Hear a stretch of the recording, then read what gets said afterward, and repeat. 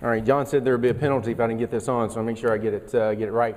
Hey, it's an honor to be here, and I'm going to start off with an apology. I have a business here in Radcliff, of which I'm very proud of to be associated with this great community, and I say that with a lot of love and admiration. But I have not, up until today, joined RSBA, so I apologize for that, but we got that taken care of, certainly at the urging of several members. So proud to be a part of the organization. Now, I have to say, starting off today, there's a little bit of pressure.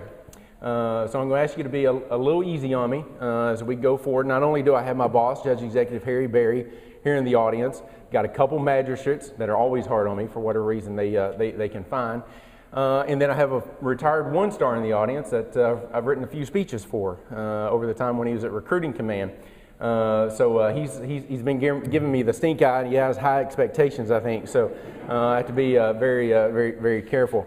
I do want to say also thanks to the organization for the flexibility in speaking time. I'll pick on Danny Hutcherson a little bit. A few weeks ago, I spoke to the Radcliff Rotary Club, and Danny offered me a ride.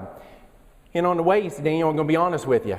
If you're not done at 1, I'm leaving, with or without you." So you've got a specified amount of time. So I appreciate Danny's honesty in that, but I appreciate not having such a time limit today because Bryce Shoemake does not get that option.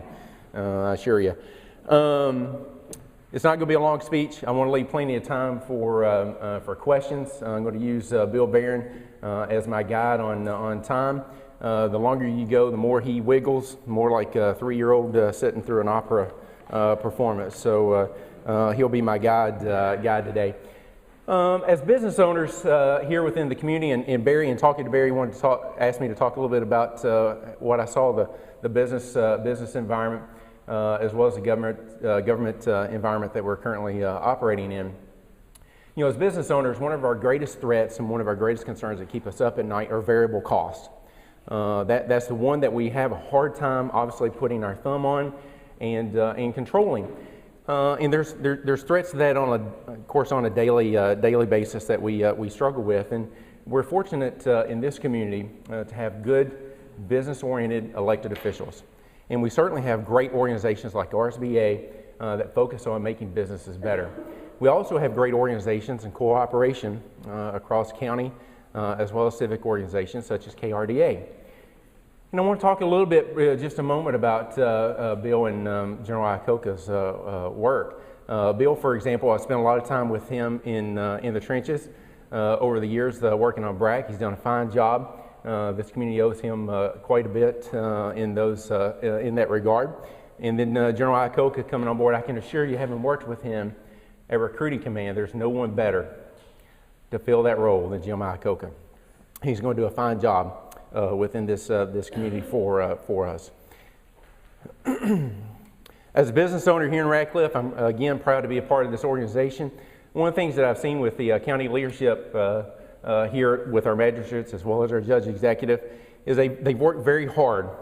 Judge Berry, since being elected in 2002, has done a great job in managing, along with the physical court, one of those variable costs that's very difficult for us to put our thumb on and predict, and that's tax increases or the tax rate. At this point, we're under 12 cents, or right at 12 cents. If over the years, if previous years, leadership in previous years had taken that 4% minimum that the county has allotted, we'd be well over 13 cents at this time. They've done a great job in maintaining those costs for us and that predictability.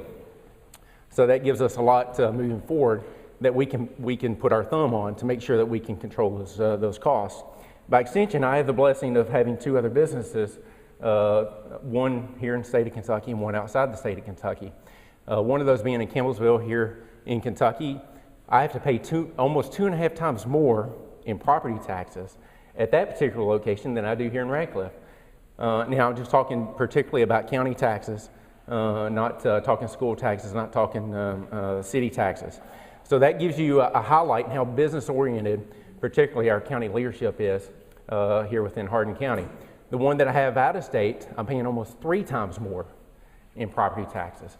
So that gives you a correlation in how hard our county leadership particularly has worked very hard to keep that variable cost for businesses in line. Again, that highlights two things. A good business environment that our government leaders believe that they need to maintain for our business owners, and that predictability.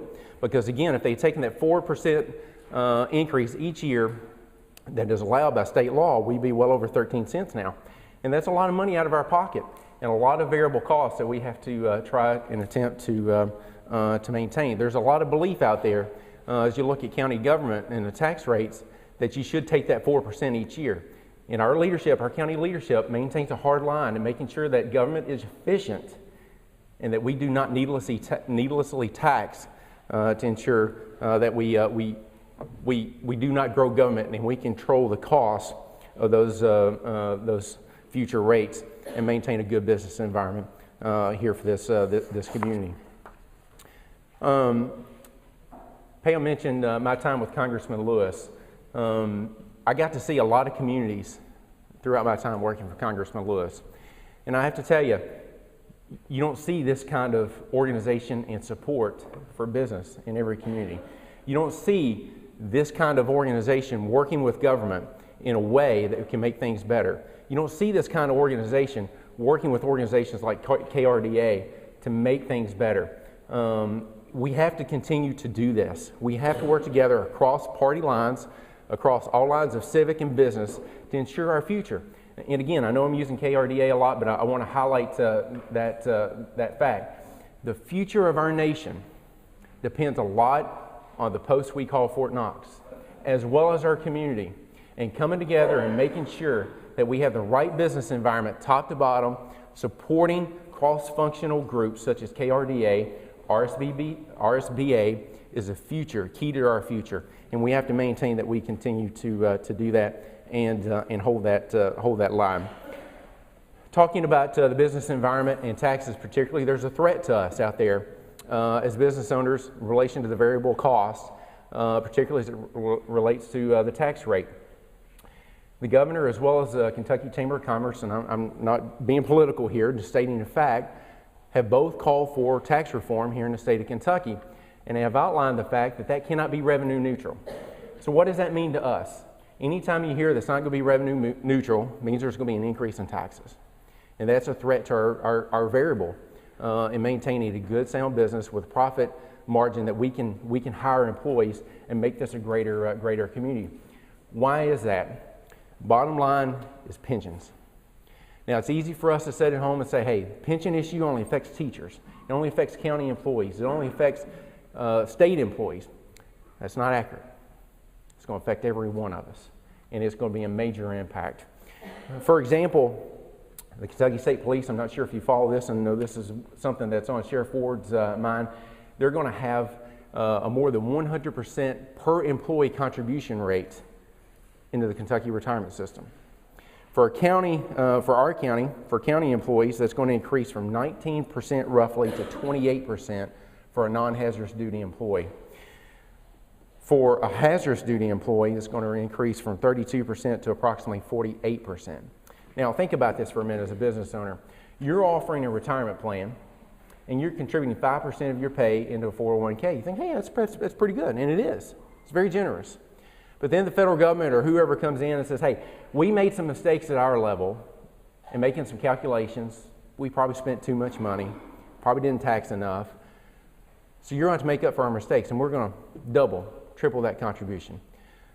Well, you'd probably call from one of our fine ambulances coming to get you and take you to our fine hospital, HMH, because you've had a stroke. Because again, it's a huge impact to that variable cost that you're facing. Well, that's what we're facing today with the pension issue that Kentucky State Legislature is working, hopefully, very diligently on and taking care of our issue. Now, is that going to threaten the variable that I keep talking about and tax increases? It remains to be seen, certainly with the budget that we have at the county level, but I can tell you these are the choices that we have to pick from. It's going to create that increase alone, which came from the Kentucky Retirement Board, just as an adjustment in the actuarially required contribution assumptions. So year after year, they've had rosy assumptions that they've worked off of that have not become true. They've assumed a higher investment return rate than what came in. They've estimated a higher addition in state employees than what has come true, and as a result, the funds are underfunded. So by correcting and making more conservative assumptions alone, we find ourselves with those new percentages, and for the county budget, that adds $1.5 million in liability, roughly 5% of our budget. Now that's a huge impact. And the choices we're going to have to cut from, or pick from, are these cuts. Right now we're looking at, obviously you can increase taxes. Right now we're capped at 4% each year in terms of what the property tax has been increased. And thankfully, again, under the leadership of our judge executive and fiscal court, they've been able to hold the line in the growth in government and the growth in that rate. You know, we all think primarily that when you look at government, there's plenty of fat there to cut, and we can cut our way out of a deficit such as this. But that certainly becomes very difficult when you look at the reasons that you have to consider. We would have to take ambulances off the road. Is one potential side effect that we could have in that regard. That obviously is not something when you're thinking about an emergency that you have to consider. Obviously, when it's an emergency, you want someone there, and you have to make sure that you get that person there.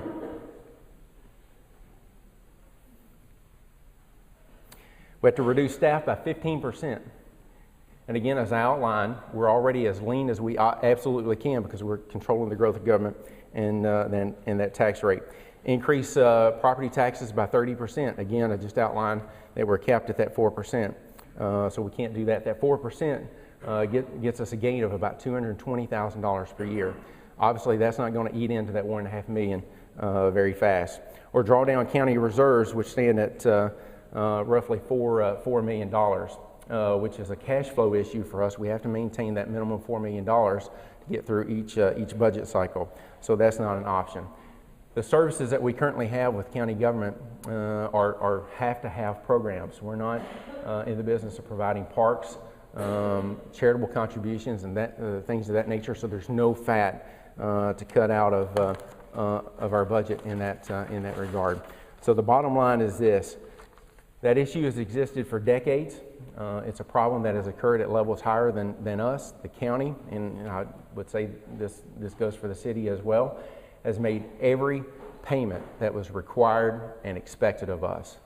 And at this point, we're being asked to put in much more that is a threat, obviously, to our county services. Those have to have, such as 911 service, ambulance service, detention, law enforcement, things of that nature that we absolutely have to have. So as you watch this debate, keep in mind from a business perspective that those variable costs that we want to control as businesses are very much at threat because of this system. Having said that, I want to allow some time for questions. I'll just outline a couple of things that are an option for you as business owners. I asked our staff this morning some of the things that could put out that might help you all as well as help us. Obviously, you know we have a state-of-the-art animal shelter in Hardin County that we're very proud of, and our staff does a good job there. As business owners, we're always looking for an edge that we can have in advertising or capturing people's looks as they come down the road. One of those options is we can come and set up in your parking lot with some advertisement with a trailer to adopt some pets out. We've had some other businesses here locally take care of that, so, take advantage of that, such as Rural Care and Honda of E-Town and State Farm. So keep that in mind as you go out. That helps us. Obviously, helps you as a taxpayer to get those pets out of our animal shelter into loving homes. So keep that in mind as well. I know that was a little bit of a quick and brief speech in terms of some of our issues facing us, and with that I want to open it up for questions.